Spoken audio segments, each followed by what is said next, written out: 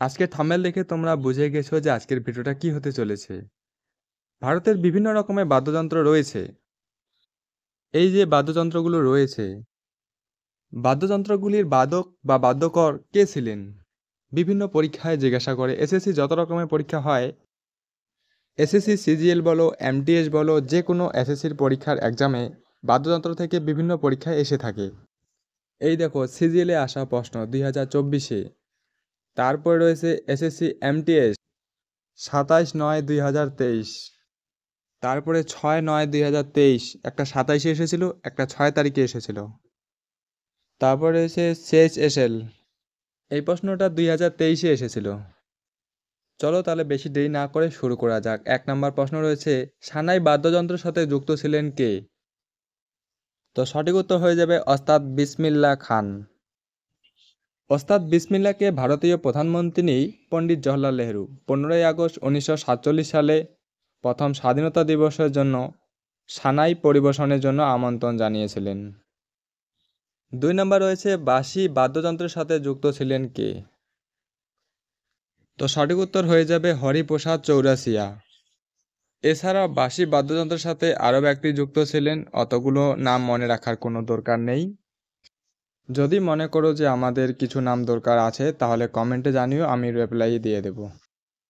তারপর রয়েছে সেতার বাদ্যযন্ত্রের সাথে যুক্ত ছিলেন কে? তো সঠিক উত্তর হয়ে যাবে পণ্ডিত রবিশঙ্কর।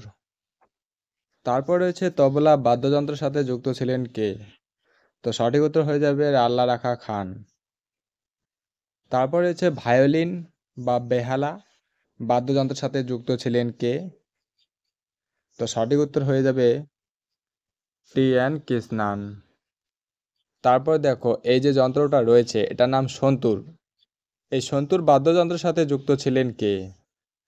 তো সঠিক উত্তর হয়ে যাবে পণ্ডিত শিবকুমার শর্মা। তারপরে প্রশ্ন, হারমোনিয়াম বাদ্যযন্ত্রের সাথে যুক্ত ছিলেন কে? তো সঠিক উত্তর হয়ে যাবে নুসরাত ফতেহ আলী খান। তারপর রয়েছে বীণা। বীণা বাদ্যযন্ত্রের সাথে কোন ব্যক্তি যুক্ত ছিলেন? তো সঠিক উত্তর হয়ে যাবে এস বালাচন্দ্র। তারপর রয়েছে শরৎ। এই যন্ত্রের নাম হচ্ছে শরৎ। এই শরৎ বাদ্যযন্ত্রের সাথে কোন ব্যক্তি যুক্ত ছিলেন? তো সঠিক উত্তর হয়ে যাবে ওস্তাদ আমজাদ আলী খান।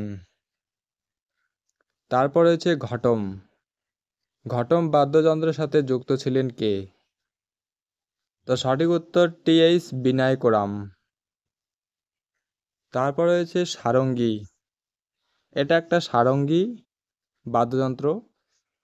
এই সারঙ্গীতে কতগুলো তার থাকে? তো সঠিক উত্তর হয়ে যাবে 4টি। তারপর রয়েছে অর্কেস্ট্রা বাদ্যযন্ত্রের সাথে যুক্ত ছিলেন কে?